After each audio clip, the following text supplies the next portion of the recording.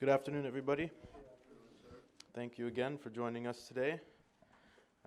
As always, please silence the cell phones so we can avoid any interruptions. My name is Muhammad. I'm the Executive Director here at the Jerusalem Fund and Palestine Center.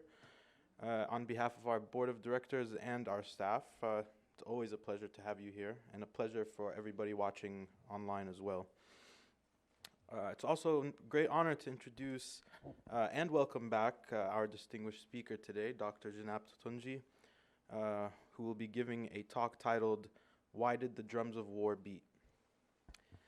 Beginning with the 1956 war and ending with the Aqsa Intifada of 2000, Dr. Jenab Tutunji will provide a historical examination of events that look at Israel's justifications for war that have impeded peace in the Israel-Palestine conflict.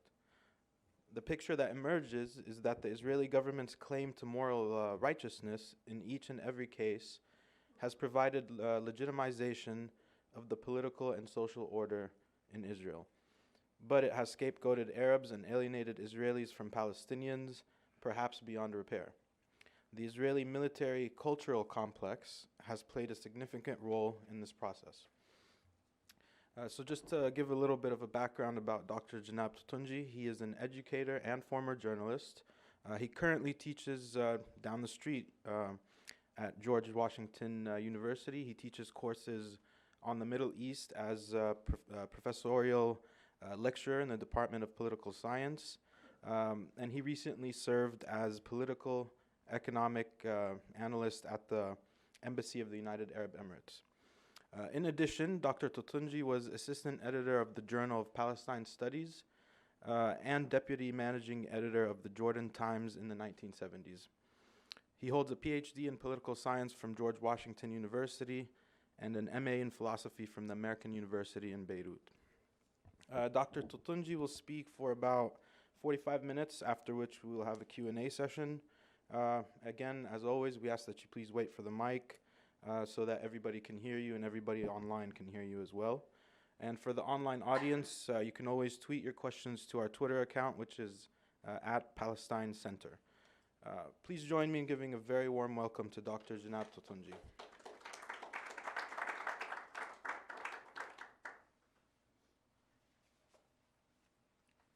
Thank you very much, and thank you for coming.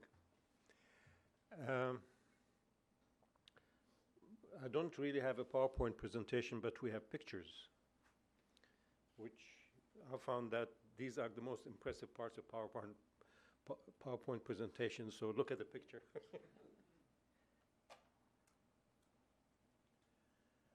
This is a picture of This is a picture of Israeli troop movements in the Sinai in '56. The Israeli narrative has it that the '56 war was a war of Arab aggression. So I'm perplexed. I'm looking for the Arab tanks, the Egyptian tanks. They're not there. We only see Israeli tanks. So how does this work? What's going on?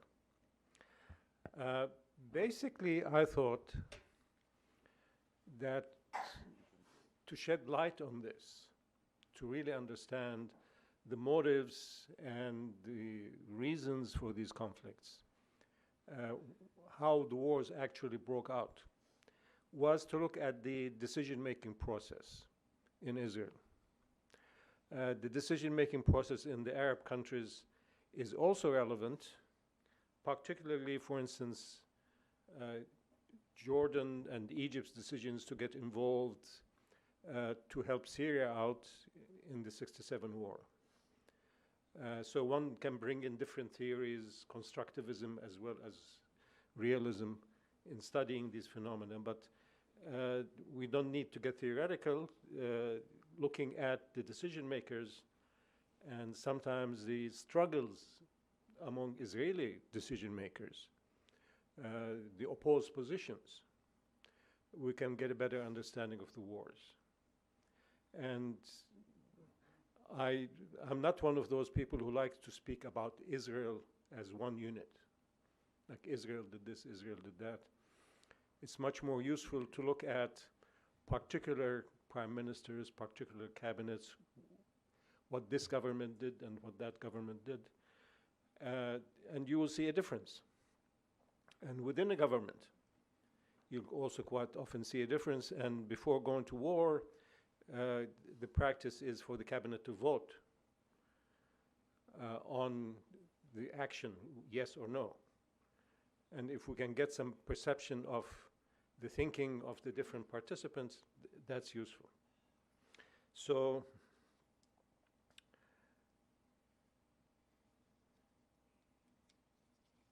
concerning the 56 war, I was surprised over the years that many students, not a majority, but a significant number of students, seem to come in with the perception that the 56 war was a war of Arab aggression. Okay. What was meant by Arab? I mean, the only Arab country involved really was Egypt. So, is it Egyptian aggression? There's another question just to speak about Arab aggression. Imagine if you spoke about Jewish aggression. The sky would fall on your head. Right? But there's no hesitance to speak about Arab aggression for some reason. Okay? So we know about some things about the 56 war. Many people call it the Suez War. Most people throughout the world who know something about the subject think of it as a tripartite aggression, that Israel, Britain, and France conspired to attack Egypt. Why did this happen? Well, going back a little bit, Nasser nationalized the Suez Canal, and Britain and France wanted to get it back. Why did Nasser nationalized the Suez Canal? He did that because the Americans changed their minds about giving him money, financing the Aswan Dam. Why did they do that? Because he concluded the Czech arms deal. He decided to buy arms from Czechoslovakia. Why did he conclude the Czech arms deal? That's an interesting question. And according to Nasser, he did it because Israel attacked Egyptian headquarters in Gaza, killing dozens of Egyptian soldiers. And this was a turning point for Abdel Nasser. He has said this many times, that up to that point, he wanted to devote attention and focus on growth and development, economic issues. But this war convinced him that he needed to pay attention to security, to arms, and to build up the Egyptian army. That this was not a matter of choice, it was a necessity. So in a sense, Israel, by attacking Egyptian headquarters in Gaza in 55, indirectly caused the 56 war. There's an indirect chain that leads from one to the other. Okay? Now, after the war, there was a big propaganda effort to cover it up, to make it seem like a defensive war for Israel. And I'm quoting Avi Shlaim, the author of The Iron Wall, one of the best books on the Arab-Israeli conflict, who says, despite all the political miscalculations and failures of those who planned the Sinai campaign, it is their version that became firmly entrenched in the minds of the overwhelming majority of Israelis. The populist perception of the 56 war in Israel is that it is a defensive war, a just war, a brilliantly executed war, and a war that achieved nearly all its objectives. This version of the war was propagated not only by the members of the Israeli defense establishment, but by a host of sympathetic historians, journalists, and commentators. However deeply cherished, this version does not stand up to scrutiny in the light of the evidence now available. It is a striking way in which history can be manipulated to serve nationalist ends.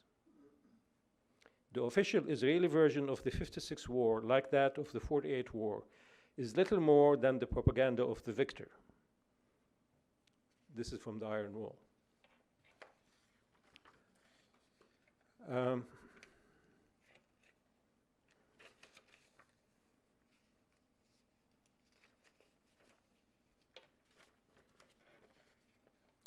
So to look in a little bit more depth at this issue, the facts of the case, in a nutshell, are as follows. President Jamal Abdel Nasser of Egypt nationalized the Suez Canal on July 26, 1956, following the cancellation of promised funding for the Aswan Dam by the United States and the World Bank. Britain and France refused to accept this outcome. They hatched a plot whereby Israel would land paratroops near the canal and invade the Sinai and approach the Suez Canal, upon which London and Paris, under the guise of peacekeepers, would warn Egypt and Israel to evacuate the canal zone, failing which the two European powers would land forces and capture the canal.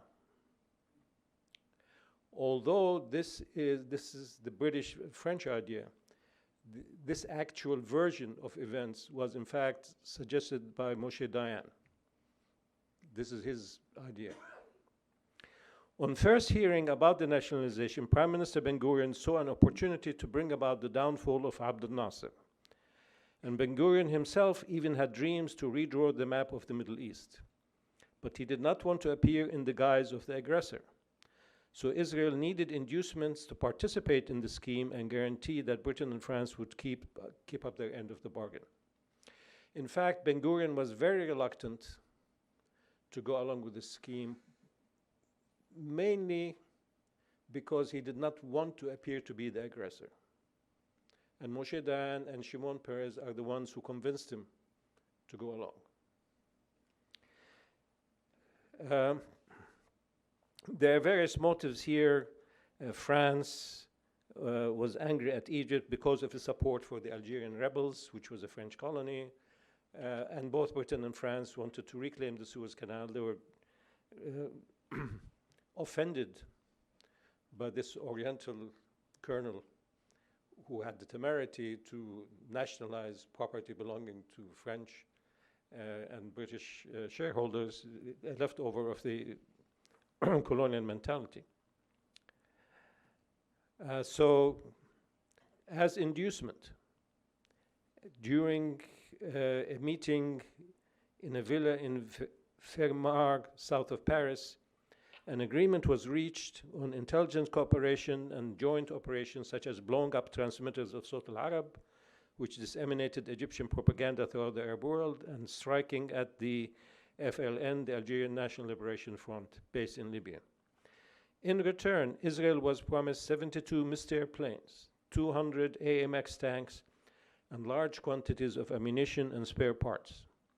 The bill came to more than $100 million, which was a vast sum in those days. A second enticement for Israel was a promise of French assistance in developing Israel's nuclear technology, details of which emerged only in 1995 when Peres published his memoirs. This involved an agreement for building a nuclear reactor at Dimona and the supply of uranium to fuel it. Nothing was said about later developments of the nuclear application of this technology. On 30 September, a second two-day conference was held at Saint-Germain at the level of French and Israeli ministers, including Golda Meir, Shimon Peres, Moshe Dayan, to explore the possibilities of a partnership between the two countries against Egypt. They subsequently drew the UK into the deal to the delight of Sir Anthony Eden.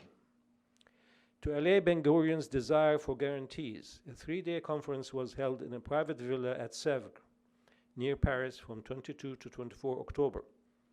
France was represented by Prime Minister Guy Moyer, Christian Pinot, and Maurice Bouche-Banouri. Britain was represented by Foreign Minister Selwyn Lloyd, and Israel by Ben-Gurion and Moshe Dayan. Ben-Gurion's preference was that all three countries attack Egypt together. Lloyd argued that this was impossible because it would expose the British and French plan for what it was. In fact, it was essential for this plan to work that Israel be cast in the guise of the aggressor. Otherwise, it doesn't work. Ben-Gurion went on to describe a fantastic plan for the reorganization of the Middle East as a result of this war. Ben-Gurion recorded the next day that a conversation with the French Prime Minister told him about the discovery of oil in southern and western Sinai, and that it would be good to tear this peninsula from Egypt. I suggested laying down a pipeline from Sinai to Haifa to refine the oil. He also had plans for Lebanon, for Jordan, etc. Very imaginary, you might say, so there's no need to go into them. The general outlines of the plan eventually adopted was proposed by Diane. The plot was embodied in a formal document called the Protocol of Sèvres. Pinot signed for France, Ben-Gurion for Israel, and Patrick Dean for the UK. There were 3 copies. The British copy was destroyed on Eden's orders. The French copy was lost, and the Israeli copy was kept under lock and key in Ben-Gurion's archives in Sede Boker, Ben-Gurion's farm, for 40 years.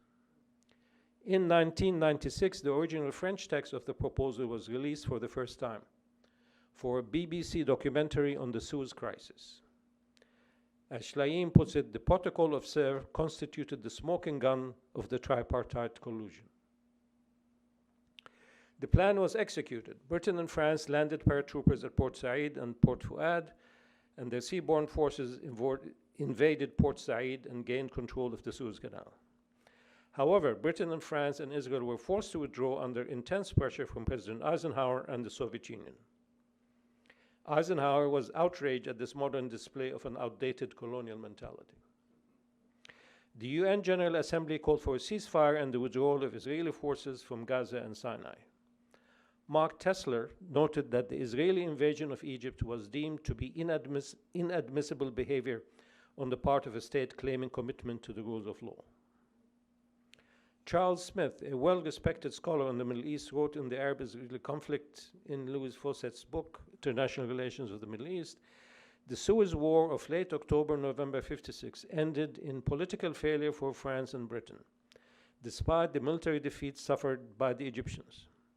Nasser's defiance in the face of aggression by the Western imperial powers, Britain and France, allied with Israel, which the Arabs considered to be the product of British imperialism, reinforced his reputation as a defender of Arab nationalism. So Nasser emerged as a hero.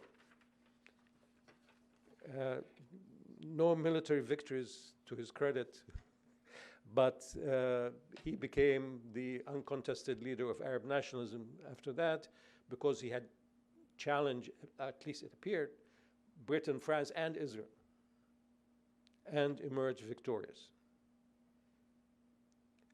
A good example of snatching victory out of the jaws of defeat. Israel's claim concerning the 1956 war being an act of Arab aggression relies on ignorance of the tripartite conspiracy described above. The Israeli narrative places emphasis on the encouragement by Egypt of Palestinian Fedayeen to carry out sabotage missions in Israel in 1955, and in fact, there were missions carried out by Fedayeen with Egyptian encouragement. The question is, was this the cause for the war, or does it merit a war in order to handle it? Israel had already retaliated in various forms, including shelling the city of Gaza, in which 59 people were killed, including the attack on the Egyptian headquarters, etc., including an attack on Egyptian forces in Sabha. So there had already been significant retaliation. The other excuses or justifications given by Israel for this being a defensive war against Arab aggression was Nasser's refusal to allow Israeli ships through the Suez Canal after nationalization, and Egypt's blockade of the Gulf of Aqaba, which halted shipping in the tiny Israeli port of Eilat. So Israel does not acknowledge the tripartite aggression plan and complains about Arab provocations. The record indicates lots of Israeli provocations prior to the tripartite Suez invasion. It ignores Israel's cruel and disproportionate retaliatory policy for guerrilla raids into Israel, such as Israel's raid on the Jordanian village of Qibya on the night of October 14-15 by a force under the command of Ariel Sharon, which perpetrated a massacre in the village, reducing it to a pile of rubble, killing 69 civilians, 2/3 of them women and children, none of whom were responsible for the raid on Israel. The doctrine of Hatfield's against McCoy's, collective punishment. One Israeli is killed, you kill an Arab. Doesn't matter which Arab, where. Probably both sides thought in that way, but it's unfortunate. And Israel actually carried out these retaliatory raids, whereas the Arab states did not.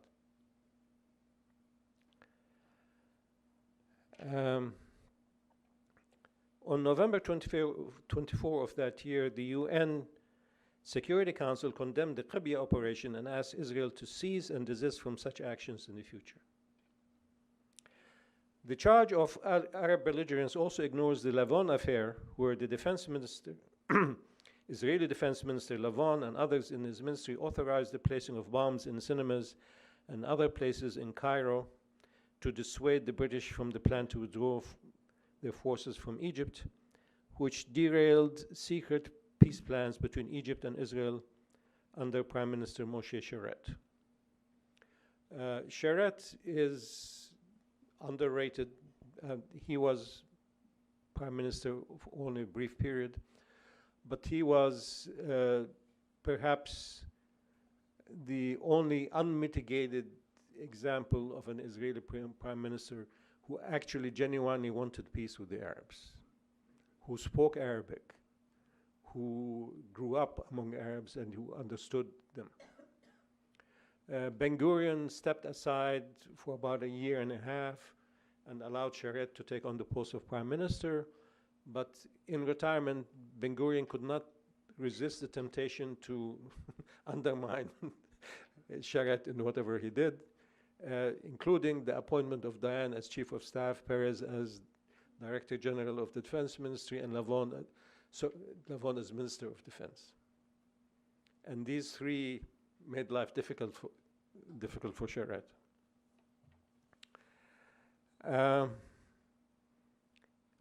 The Israeli claim also ignores the Israeli attack on Egyptian army headquarters in Gaza, which I mentioned, named Operation Black Arrow on 28 February 1955, which killed 33 Egyptian soldiers and wounded 31, constituting the most serious clash between the two countries since the armistice of 1949. About a week after Ben-Gurion emerged from his self-imposed retirement to serve as defense minister in Moshe Sharett's cabinet. This operation forced a change in Abdel Nasser's priorities from economic and social development to defense. This was what motivated Abdel Nasser to conclude the Czech arms deal in September 1955, which caused the Eisenhower administration to cancel the funding of the Aswan Dam, which in turn caused Nasser to nationalize the Suez Canal, which precipitated the 1956 war. Okay. There was also the Sabha operation on 2 November 1955 near the border between Egypt and Gaza, in which 50 Egyptians were killed and 50 captured, right after Ben-Gurion had presented his cabinet to the Knesset. This is where Ben-Gurion returns as prime minister. He had served, first came back as foreign minister under Sharett, then he replaces Sharett as prime minister. This in turn became the largest military operation by the IDF since 1948. According to Shlaim, Dayan, after consulting with then Defense Minister Ben-Gurion, convened a general meeting of the General Staff to announce the guidelines of a new defense policy, not sanctioned by Prime Minister Sharett, which included the basic solution of Israel's worsening security problem is the overthrow of Nasser's regime in Egypt. Various means can alleviate the situation temporarily or postpone the decision, but no solution, barring the absolute removal of Nasser from power, will remove the root cause of the danger threatening Israel. Point two, in order to topple Nasser's regime, it is necessary to arrive at a decisive confrontation with the Egyptians at the earliest possible date before the absorption of the Soviet arms in Egypt makes the operation too difficult or even impossible. It also ignores Operation Kinneret on 11 December 55 on the Syrian border, one of the demilitarized zones, which led to, the joke has it, an explosion which went off under Sharat and caused them to resign. Pnina Lahav, a professor at Boston University Law School, wrote an article on the Israeli cabinet's deliberations on the eve of the outbreak of the war, titled "A Small Nation Goes to War. Israel's cabinet authorizes the 56th war," published in Israeli Studies, Volume 15, Number 3, Fall 2010. The author points out, of the 5 causes justifying a war listed by Ben-Gurion, the denial of freedom of navigation through the Gulf of Aqaba was the one that most ministers dwelled upon. By implication, they opined that the 4 other causes failed to qualify as valid reasons to start a war at that time. So the single issue they thought may be worth pursuing was the blockade on the Gulf of Aqaba. A minister from Mapam, Israel Barzilai, opened the deliberations with a blistering critique. He immediately named the elephant in the room. On the table was a motion to go to war. This motion is for an initiated war or initiated action. We shall be the first to shoot. The first action of aggression will be ours. He added that we are launching an aggression. We are the aggressors. Of course, this was the position of Mapam, which is leftist. They only had 2 ministers in the cabinet. It doesn't necessarily reflect the opinion of all the others, but clearly here is an Israeli cabinet minister recognizing that we are being asked to commit an act of aggression. And they didn't have much time. The invasion was to start the next day. So they had to agree. In fact, Ben-Gurion had sort of tipped off the other ministers, but he didn't tell the Mapam ministers about what this meeting was going to do.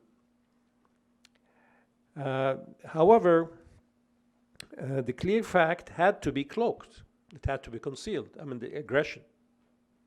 So Levi Eshkol, supporting the notion, tried to revert to an earlier terminology. Levi Eshkol becomes prime minister in the 67 war. And Eshkol says, I suggest that in the conversation and with regard to the press, to beware of the definition initiated war. This is an act of self-defense. We should have no doubt this is the way it will enter history.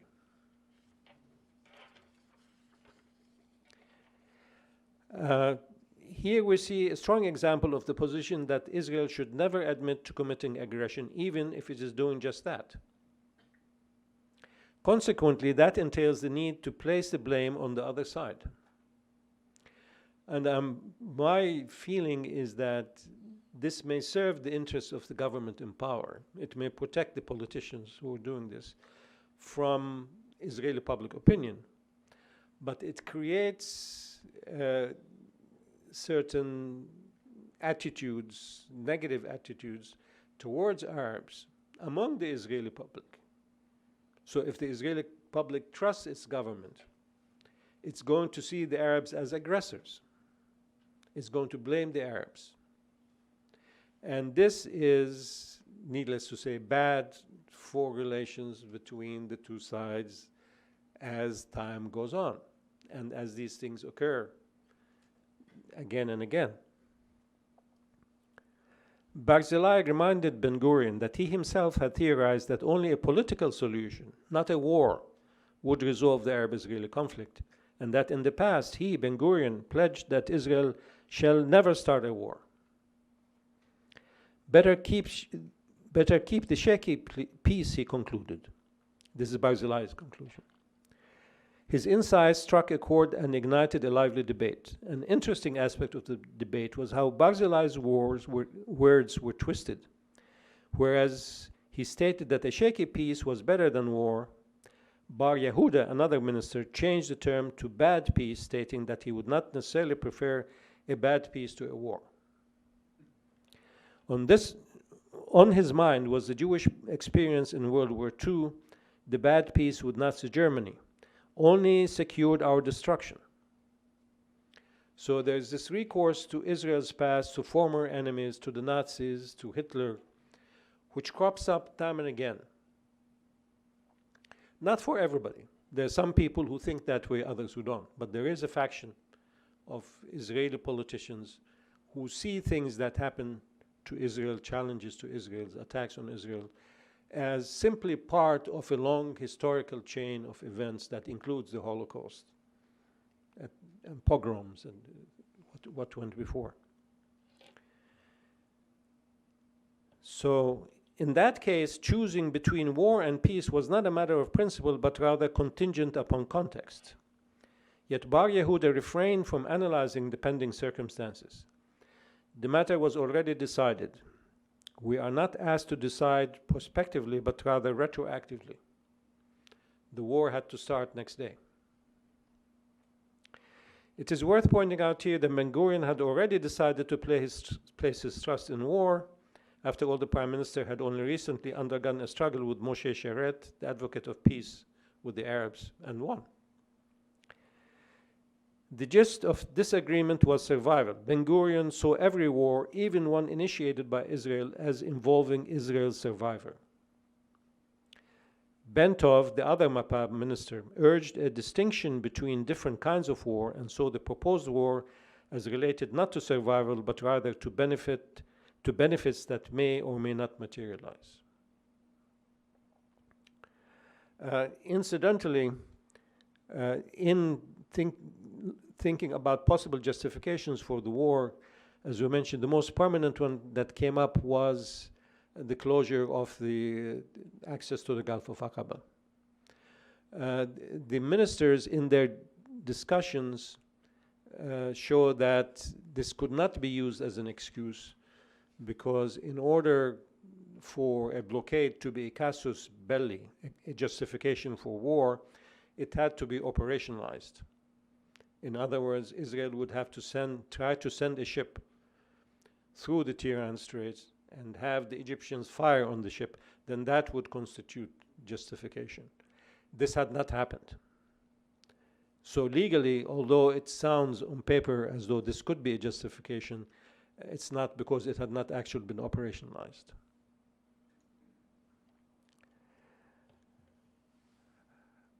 Now, it is true that Israel was severely angered by the flare-up of Fedayeen activity between December 55 and March 56, presumably with encouragement from Egypt. I mean, that is a fact. The question is, did it merit this kind of response? Is this response in any way proportional or justified in view of what it's a response to, if that is the excuse, if the Fedayeen raids across the border are the justification? For its part, when the IDF took over Gaza, it took some 4,000 Fedayeen, border guards, and Egyptian soldiers prisoner. Dozens of Fedayeen were summarily executed, and 275 Palestinian civilians were killed as Israeli troops swept Khan Yunis for fugitives and weapons on December 3rd. Another 36 youths were killed in detention on 10 November, and 2 days later, between 46 and 111 unarmed Palestinians died when Israeli soldiers opened fire on a huge crowd they had assembled at the center of the city of Rafah. In all, between 930 and 1,200 Palestinians were estimated to have died by the IDF withdrawal from Gaza on 7 March 1957. This is from Yazid Sayer's Armed Struggle and the Search for State. Lahav concludes, Lahav is the author of the article in the legal periodical, Israel emerged with few gains from the 1956 war that were not foreseen by either Ben-Gurion or the cabinet. The gains should be attributed to Ben-Gurion's ability to change course in the light of the United States' fierce disapproval, and to the fine diplomatic campaign led by Meir and Eban, a campaign that galvanized US public opinion in support of the small and vulnerable Jewish state. It may well be that without diplomacy, international ire may have seriously traumatized the fledgling polity.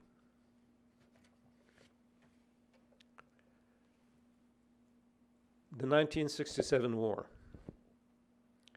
Okay, I'm sort of, I have too much to present here, so I'm going to summarize things. But first, this is an Israeli tank in the 67 war. And this is Prime Minister Levi Eshkol facing Moshe Dayan with the eye patch.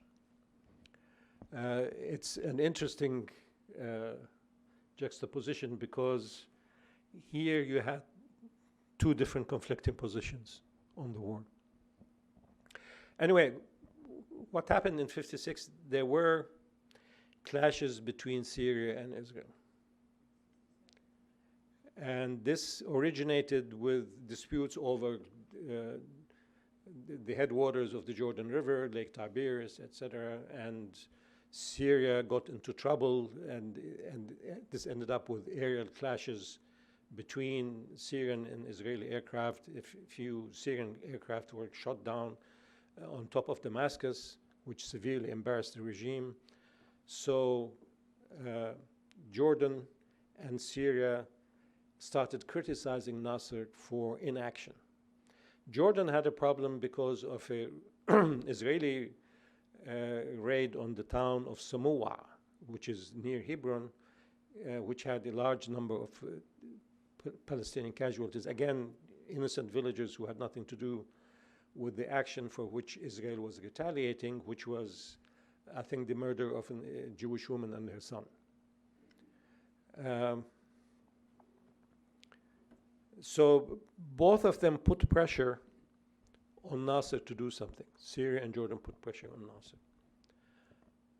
Nasser decides, well, the actual Syria even suggested, why don't you ask the UN forces at Sharm el-Sheikh to leave? Why don't you send your troops into Sinai?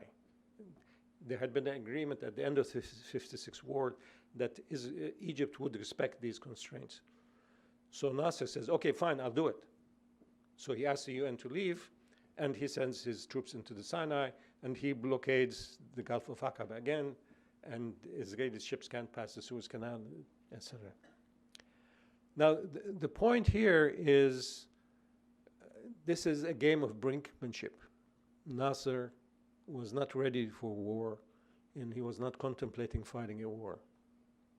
The reason he acted the way he did is not explicable to realist politics, which would say these actions are crazy. It's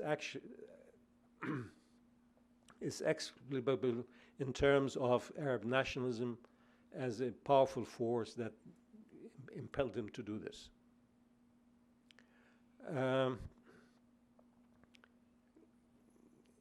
Now, there are different interpretations of this war. One interpretation by Avi Shlayim is that this was an accidental war, that neither side wanted this war.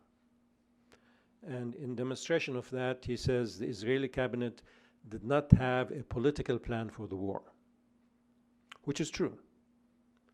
There was no political plan to seize territory, to get hold of the West Bank, Sinai, Golan Heights. These things happened, but they weren't planned.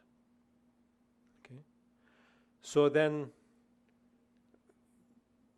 the Egyptian blockade, nevertheless, creates tensions inside Israel. Ordinary Israelis get scared. There's a threat of a war that could break out at any time. Were their lives in danger? Were they in danger of being annihilated? There were these broadcasts by Ahmed Shaqiri, will throw you into the sea, things of that sort. So Levi Eshkol, who's prime minister, comes under a lot of pressure for inaction. You're not doing anything, you're fiddling while Rome burns, etc. The reaction is primarily from the military establishment, who fear, for one thing, that the deterrent power of the Israeli Defense Force, the IDF, is being eroded. Nobody's going to fear us, nobody's going to respect us anymore. There was also the military perspective that, look, the Israeli army, they're sitting ducks. In fact, the Egyptian army was, according to the CIA, according to the intelligence given to President Johnson, the Egyptian army was lined up in two defensive lines, one behind the other. They were not in a position to launch an offense. Nasser had 1/3 of his army fighting in Yemen, and he had about 50,000 troops in defensive positions in the Sinai. So there was no danger of their launching an assault on Israel. Sorry. The Israeli assessment was different.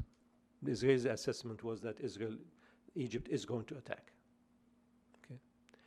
Now, if you look at what the military say, it doesn't appear they were worried about an attack. It seems they were worried about passing up an opportunity. And the opportunity was to disarm the Egyptian army, knock out the weapons it had acquired from the Soviet Union, similar to 56, and to bring about the downfall of Nasser. This movement is led by Moshe Dayan. It also includes people like Ezer Weizman, who was in charge of military operations, a famous Israeli general, who had a confrontation with Eshkol. He went to Eshkol's home. He was having dinner with somebody, and Weizman makes a scene, and he tears off his epaulettes with the general's insignia on them and throws them on the floor and storms out. Sharon says, we are passing up this opportunity, which may not occur again, to strike at the Egyptian army and to defend the deterrent capabilities of the IDF. Okay. So now what happened is that there were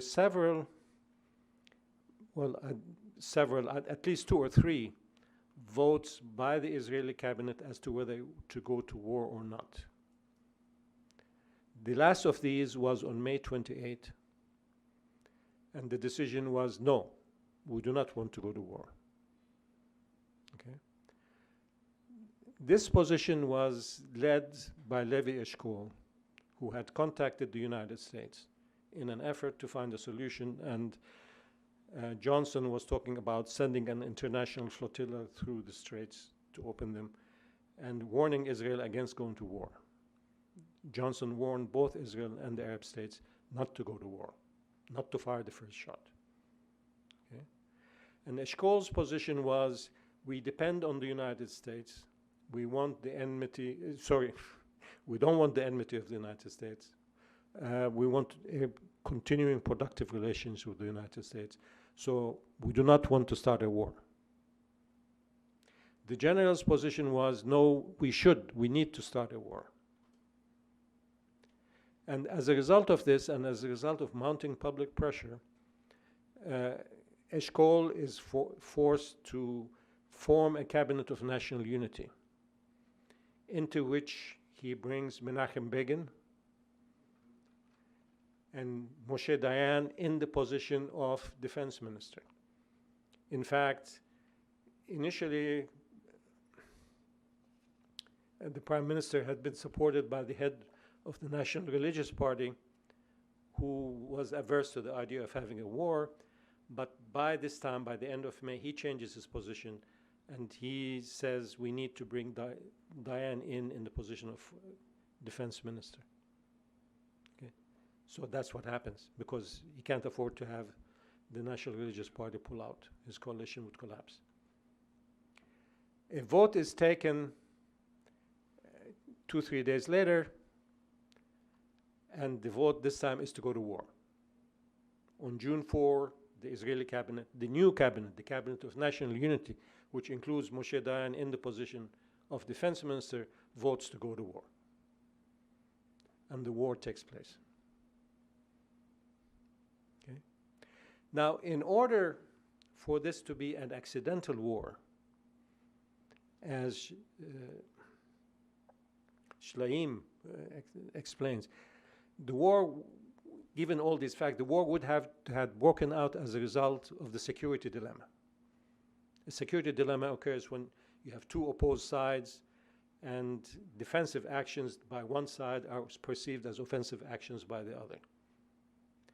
However, the information we have about the formation of Egyptian forces in the Sinai and their capabilities precludes the explanation that this was the security dilemma at work. Okay. But Shlaim is correct in saying there was no cabinet plan for the occupation of territory, no political plan for the war. There were military contingency plans, which every state always has. And in fact, the decision to attack Jerusalem was taken by Moshe Dayan, which was supported by the cabinet of the Israeli public in general. I mean, this is not controversial. But once he occupied Jerusalem, he discovered that the Jordanian army had retreated from the West Bank. Apparently, this was Jordan's contingency plan. If you lose Jerusalem, pull out of the West Bank. So he says, it's a cakewalk. Hey, guys, walk to the Jordan River. Okay. Then he receives, Israeli settlers put pressure on Dayan to take the Golan Heights, because the Syrians had been shelling them from the Golan Heights. And Dayan says, no, we're not going to do that. Who cares about the Golan Heights? Then he receives a message. Israeli intelligence intercepts a message from the Egyptians to the Syrians saying, all is lost on our side. Do what you can to save your skins. So Moshe Dayan says, if this is their attitude now, they're in a defeatist mode, what the heck, let's take the Golan Heights. So he takes the Golan Heights. The only part that was planned, territorial acquisition that was planned, intended by Dayan, was in Sinai. Not in the West Bank, not in the Golan Heights. So that's the story of the 67 war.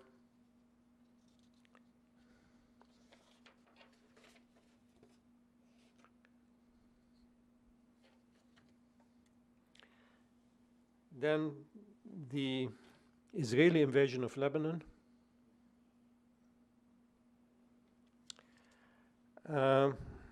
You know what this was about. The PLO was in Lebanon. They were firing across the border on Israeli settlements, and they'd been there. They went to Lebanon in 1970. They established relations with the national movement, the leftist forces in Lebanon, and they were in South Lebanon, and they concluded the Cairo Agreement in '69, which gave them control over refugee camps, etc., whatnot.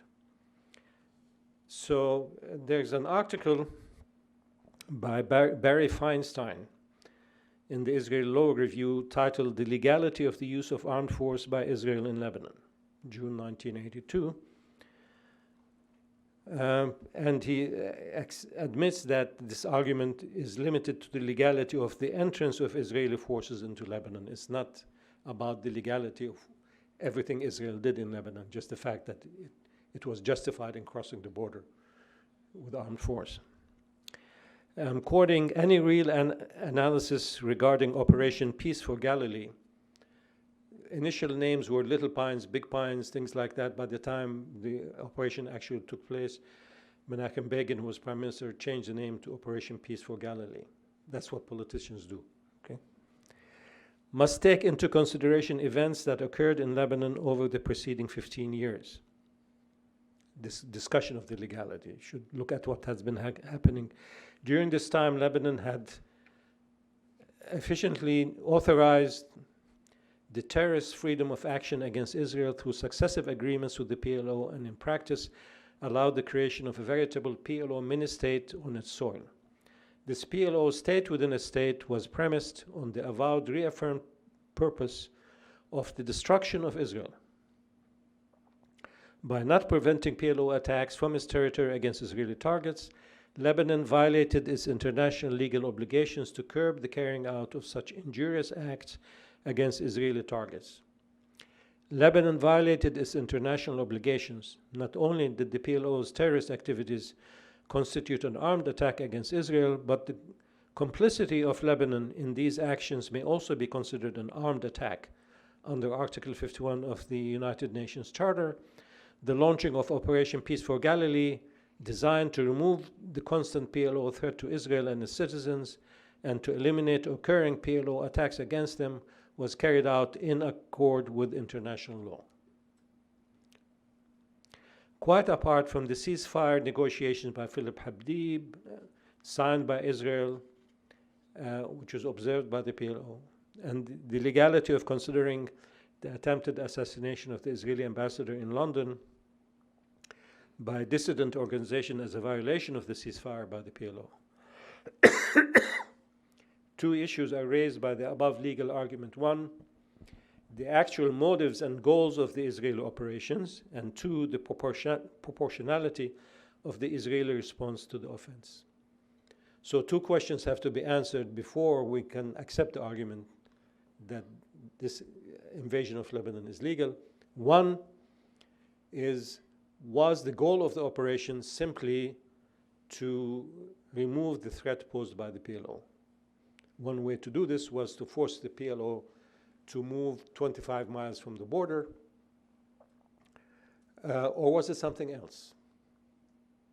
And it turns out there's a lot more. Okay. When Prime Minister Ariel Sharon, Foreign Defense Minister Ariel Sharon and Prime Minister Menachem Begin supported this war, they had various ambitions and plans. These included the total removal of the PLO from Lebanon,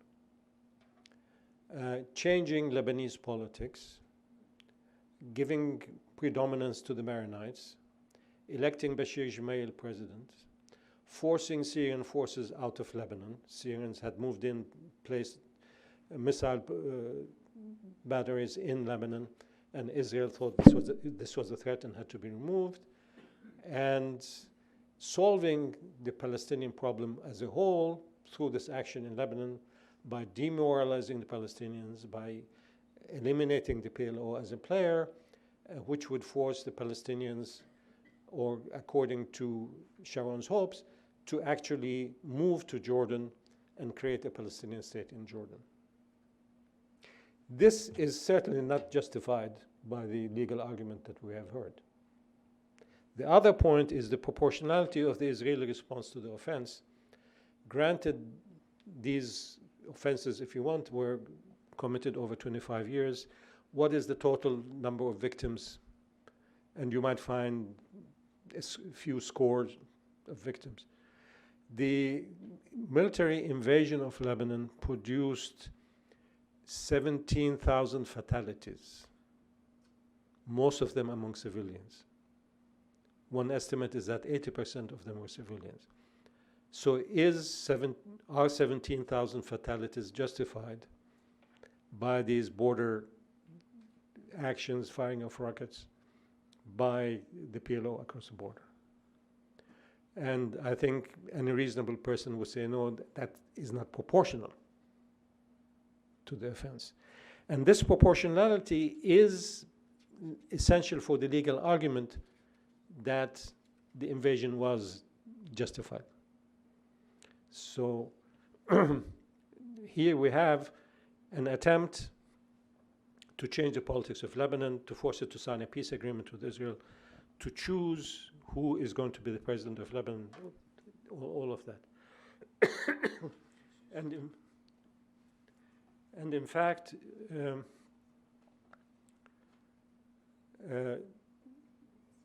Sharon had deceived the Israeli cabinet. Sharon and Begin were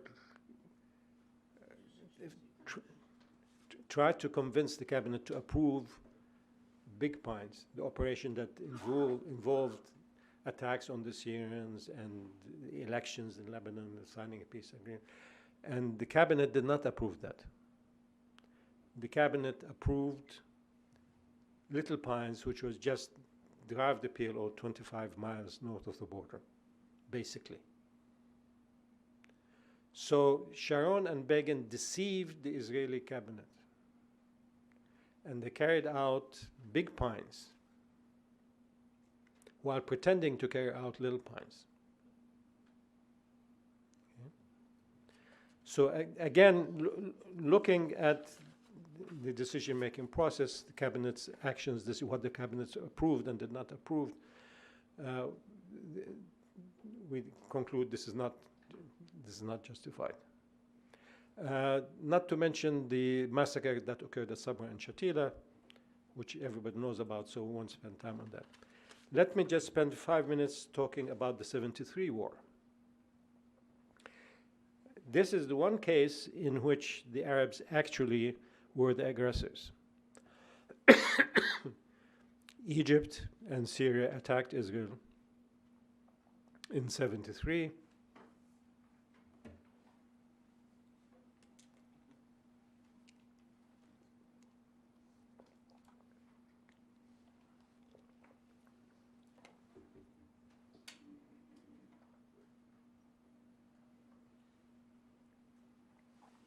Here you have a picture of Israeli forces, Egyptian forces crossing the Bar-Lev line.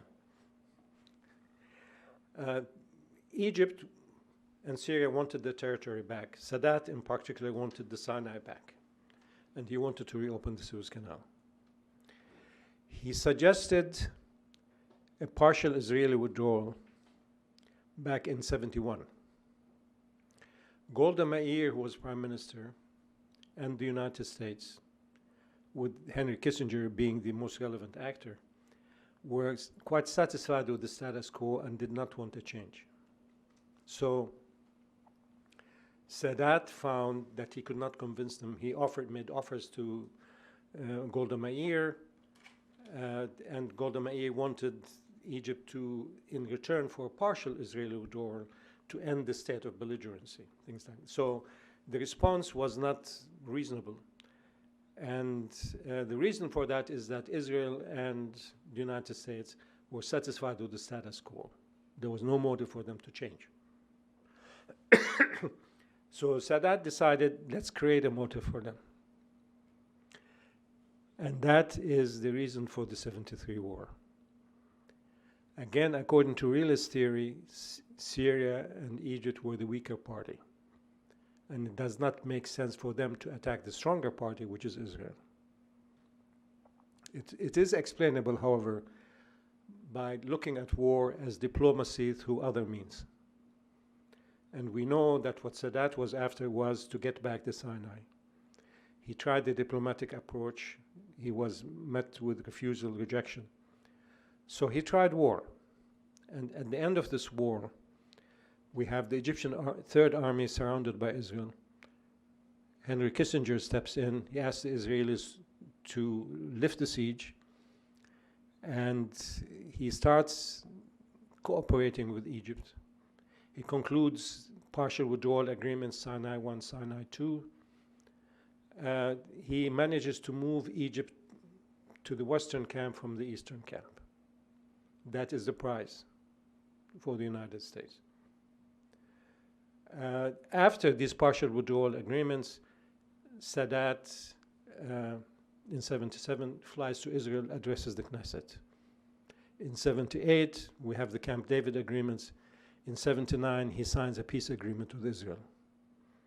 So this is a chain of events. If you look at it in full, you see the design intention of Sadat was not to inflict harm on Israel, but to make peace, to make peace with Israel. Okay, so I will stop there on time, I think. Thank you.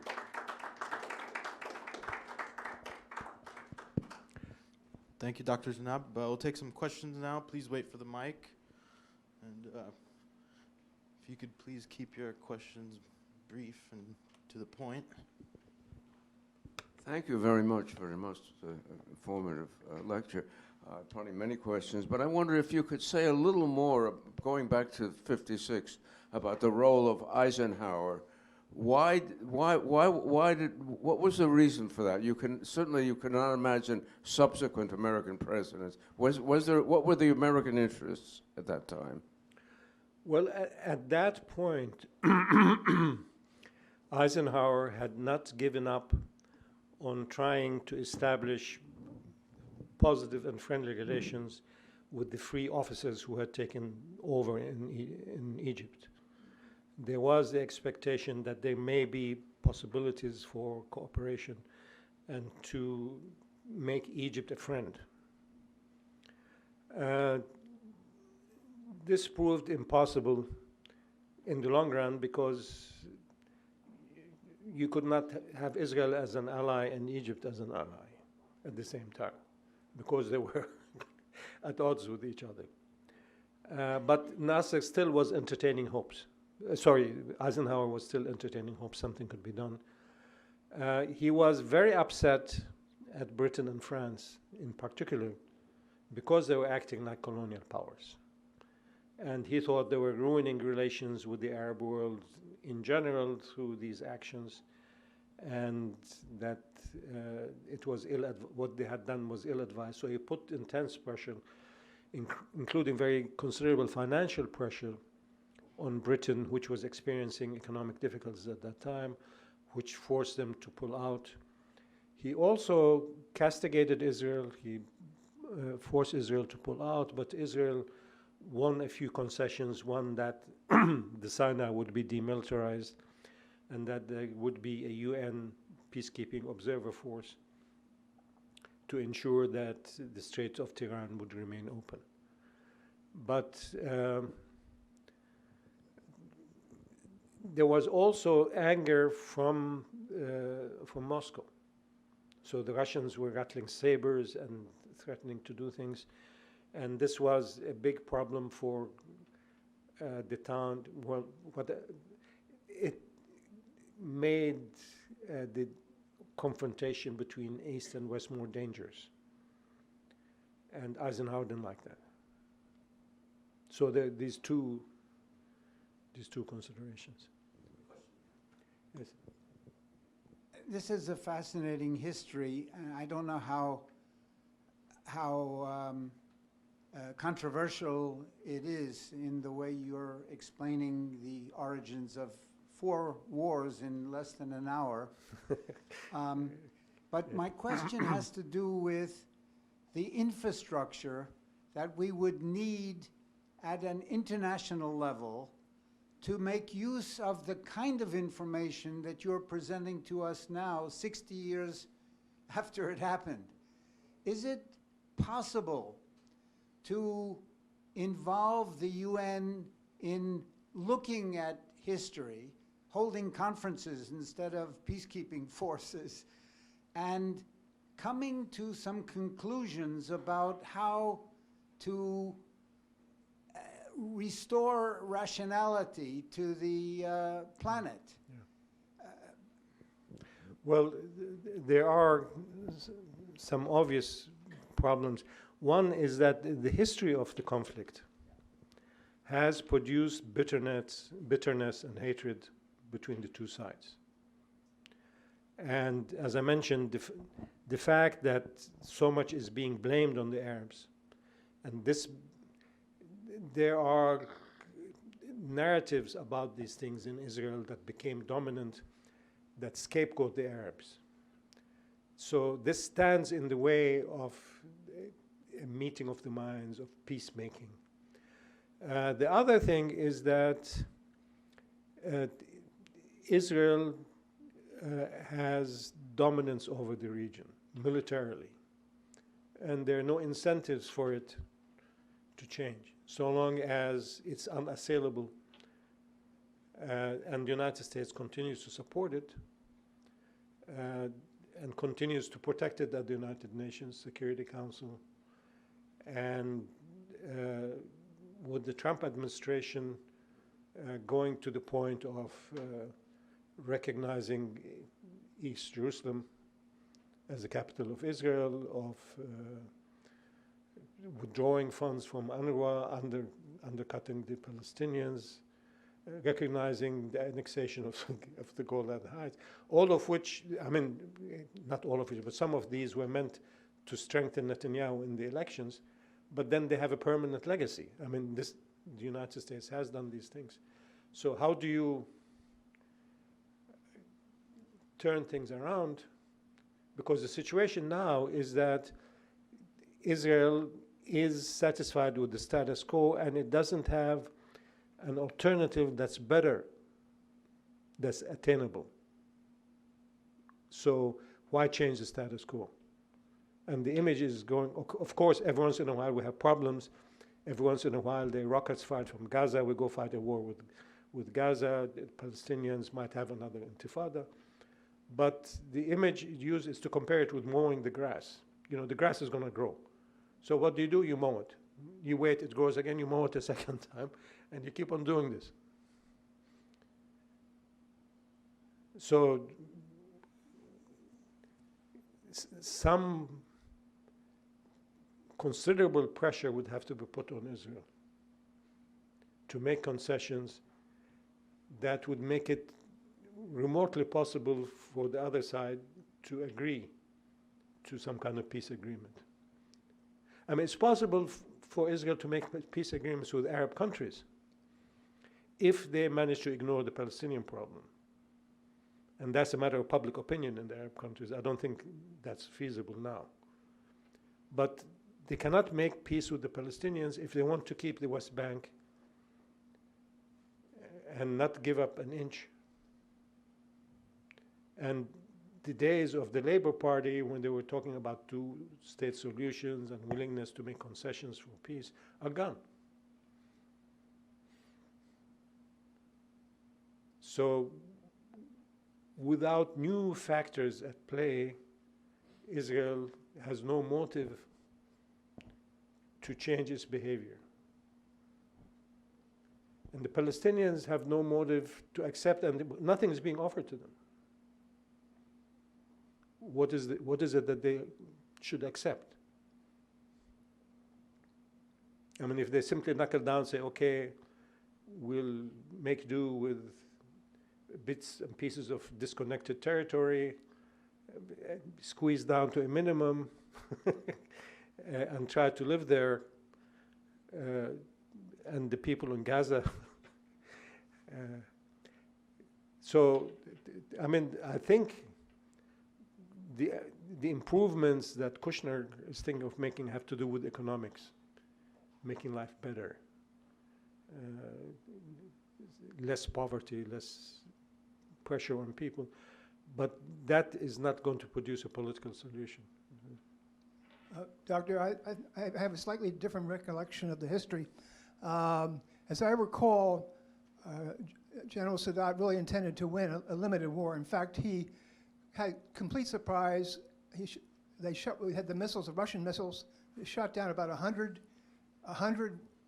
Israeli planes, and Kissinger got a resupply of planes. Okay, yeah. And that was how, you know, they surrounded. So he really initially he could have wanted to, you know, he didn't intend to lose. He didn't intend to lose, yes, but I don't think that Sadat was naive enough to think that the United States was going to stand back and not resupply Israel. That would have been a very difficult position for the U.S. administration. So yes, Israel needed resupplies, but I think Israel could count on the resupplies. And I think Sadat was not naive enough to think that that would not happen. So In fact, he hadn't even trained the whole Egyptian army. He only trained the Third Army, which is about 1/4 of the Egyptian army. He got hold of SAM missiles because he didn't have an air force that could protect him as he went across. He did manage to break through the Bar-Lev line, and the Egyptian and Syrian forces performed more credibly, much more credibly than during the '67 war. However, almost all the analysts that I've read did not estimate that Egypt and Syria had the capability to actually defeat Israel in a war. So limited progress, yes. I mean, they could do that. Yeah, I have a question. Thank you for your lecture. And it goes back to the question the gentleman raised about the use of these, I don't know what to call them, false narratives or alternative narratives or reconstructed historical narratives to take an action of aggression. And I'm just curious if you could sort of take a step back and just share your observations, because it seems to me that everybody does it now. And it's a real sad state of affairs that, you know, we the people, wherever we the people is and are, seem to not have a vehicle to call the question on that as the way we do our business now. And it's very profound here, but it's profound in many other conflicts where the narrative gets shaped to serve the purpose and an outcome that some want to achieve. So I'm just curious if you could just step back and then come back to speak about that, because it's everywhere now. Yeah. The thing is, like, take the United States, take the war in Iraq.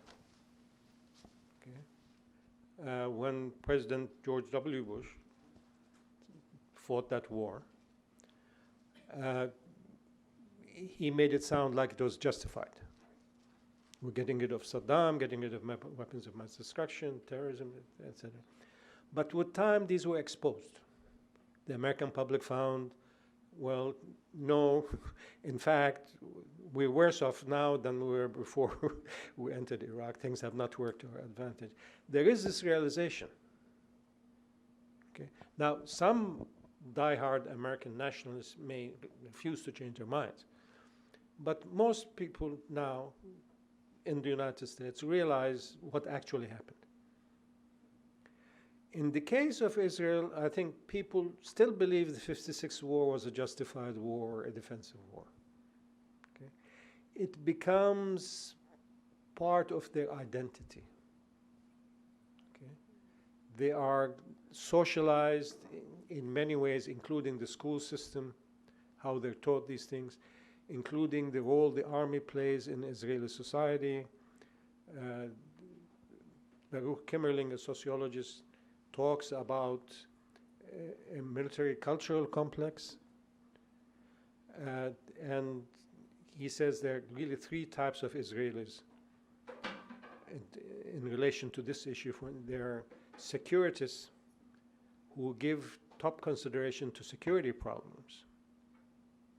And there's the conflict orientation, who see the current conflict in relation to the Holocaust and the past, like Menachem Begin. So when President Reagan told Menachem Begin that Sharon had to, first, when he cut off water to the city of Beirut, President Reagan called Begin, he said, restore the water. Later on, Sharon was bombing buildings, bringing down buildings on the tops of heads of the inhabitants as a way of putting pressure on the Lebanese to force the PLO to leave. Again, Reagan called him, and Menachem Begin wrote back, "Dear Ronnie," about the Holocaust and about Israel's enemies and how he thinks he's facing Hitler. So there is a third orientation, which is the peace orientation. which has shriveled up. So the conflict orientation indicates a preference to solve things militarily, which is your strong point, your strong suit, rather than diplomatically, if you have a military solution. And because of Israel's military superiority, it is able to solve so many problems through military means. Now, what happens in society is, I mean, I had a confrontation with a student who lodged a grievance against me for teaching what he called lies, because they contradicted everything he had heard and everything he believed in. And this went to a panel at the university, and their judgment was no, I was well within the limits of academic freedom in teaching these things. But he could not bring himself to accept these. It was a challenge to his identity. So any narrative that's really different is rejected. Not by everybody, I mean, but by a significant portion of the population who has been taught to believe these things. So some of these are myths.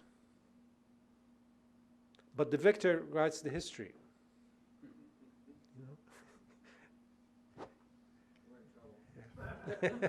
Dr. Jenab, thank you again. I have a final question for you. To what extent do you believe that these wars were about economics and resources? The Golan Heights, obviously, I think it has a major source of water. The West Bank, obviously, there's a lot of agricultural land. If you go to any mall in the U.S., you'll see them peddling Dead Sea products. The invasion of Lebanon, I believe it's probably not a coincidence that they pushed up to the Litani River. Sinai Peninsula, I don't know, it's a desert, I don't know what's there, but to what extent do you think this was also about exploiting the resources there? Well, for instance, in the Sinai, oil as a resource was exploited, but the central part is the West Bank. And West Bank, the religious significance of Judea and Samaria far outweighs any conceivable economic advantage that Israel might gain from the territory. There is attachment, historical, religious, etc., to the land. In the case of Sinai, they got some advantage out of it, but Menachem Begin's assessment was it was worth it to give back the Sinai if it's going to remove Egypt from the conflict. So it's like a bargaining chip. Yes, I mean, he traded this for that. And it was well worth the trade as far as he was concerned.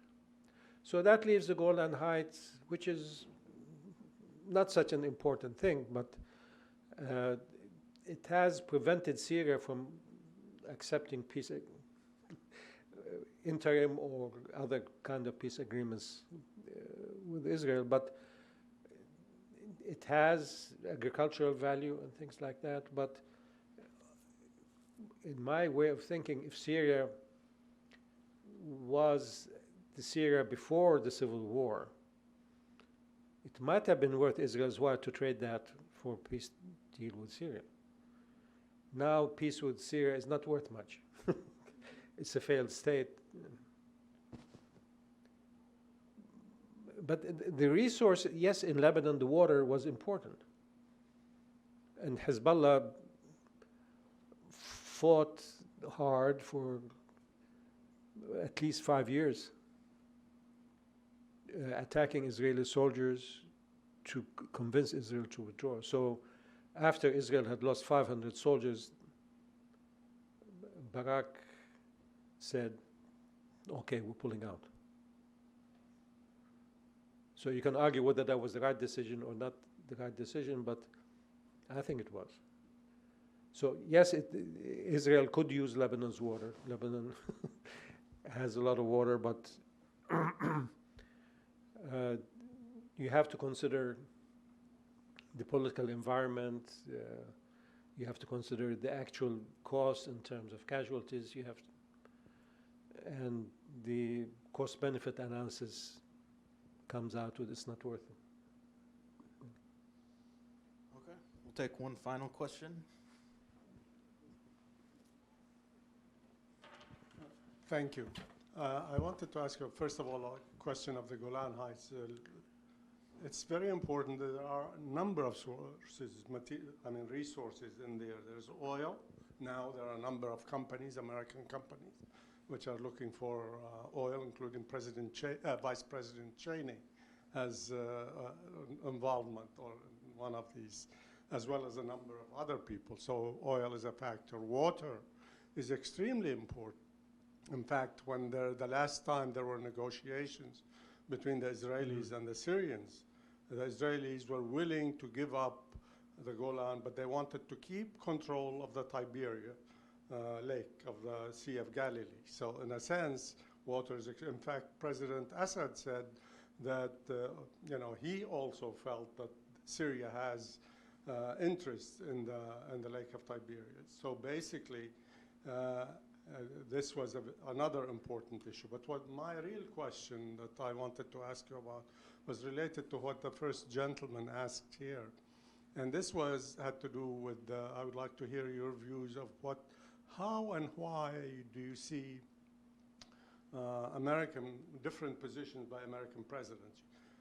President Eisenhower took a very tough line with the Israelis, and even his hawkish Cold Warrior Foreign Minister, John Foster Dulles, warned pro-Israeli leaders, groups at that time, that if they continue to support the Israeli government's position, that even aid to Israel might be cut, and including the sale of Israel bonds might be affected. So that's something very interesting compared to where we see President Trump, for example, today. He gives the Golan Heights although something that doesn't belong to him, to somebody to whom it doesn't belong. The land doesn't belong. You have also, he takes the position on Jerusalem. All of these, and cutting the aid to the Palestinians. These are violations of international law, violations of U.S. commitments. The United States, U.S. presidents supported the resolutions in the United Nations on this. So basically, he's violating even U.S. commitments on these issues. Why and how did this come about? Particularly, as you pointed out, that President Reagan, for example, took a tough line with the Israelis when they started to bomb, as Thomas Friedman called it, indiscriminately in Beirut, because he saw the pictures on TV. So basically, how would you explain, and while President Johnson took a very different position from President Eisenhower, where he even tried to cover the liberty story, and he defended the Israeli stand at that time. Thanks. In defense of, just in passing, in defense of Johnson, actually the story put out by the head of Israeli military intelligence, Amit, who came to Washington and went back to Israel and said, we have a green light, the Americans say they're too busy, Israel can do what it like, is a lie. It turns out he had not received a green light of that sort, he just made it up. But overall, I mean, another proviso is it is difficult to explain President Trump's actions in terms of international relations theory. It's not worth it, don't try. Nancy Pelosi said it's not worth it. But I would pause. I mean, many variables might be at work, but one is the increasing political influence of organizations within the United States that defend Israel. I think AIPAC has gained power over time and reached a point where nobody likes to cross swords with it.